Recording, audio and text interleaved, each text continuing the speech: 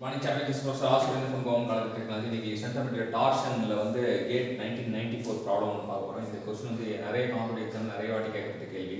எனக்குமே வந்து கேட்டில் கேட்டாங்கன்னா அடுத்தது வந்து எல்லா டிஎன்பிசி டிஆர்பி அந்த மாதிரி எக்ஸாம்லாம் அதே கொஸ்டின் தான் ரிப்பீட் ஆகும். ஸோ அதனால் கேட்டுக்கு படித்தா எல்லா எக்ஸாம் படித்தாங்க. நம்ம கூட ஸ்ரீஜன் இருக்கார், டெக்னிக்கல் சாம்பியன். ஸோ என்ன கேள்வி கேட்டிருக்காங்க? Two shafts A and B are made of the same material. Diameter of shaft B is twice that of the shaft A. The ratio of power which transmitted by the shaft A to that of shaft B. So diameter வந்து என்ன சொல்கிறாங்கன்னா shaft B வந்து twice இது டினா அது இது பண்ணுறாங்க. So நமக்கு என்னன்னா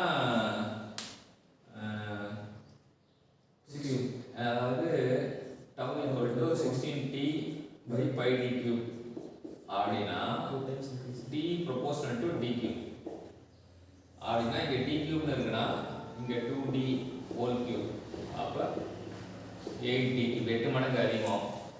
டார்க் வந்து will be increased by 8 times. இப்போ this is constant அப்படின்னா வந்து d இதுதான் d proportional to d cube இந்த ஃபார்ம்ல தான் கண்டுபிடிச்சோம். ஸோ அதுக்கப்புறம் பார்த்தீங்கன்னா power equal to T omega. So power வந்து டார்க் எவ்வளியே பவரும் அவ்வளியே.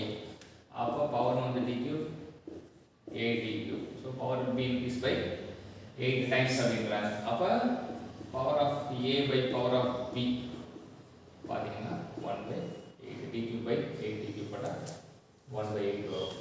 So this is our learning. So என்னன்னா டி 2 மடங்கு அதிகப்பட்டனா பவர் 8 மடங்கு அதிகமாகுது. டி 2 மடங்கு அதிகம்னா பவர் 8 மடங்கு ஆகுது. டார்க்கும் 8 மடங்கு தான் அதிகமாகுது. டார்க் ரேஷியோ கட்டலாம் அதே தான். ஏன்னா பவரும் டார்க்கும் behave in the same manner directly proportional.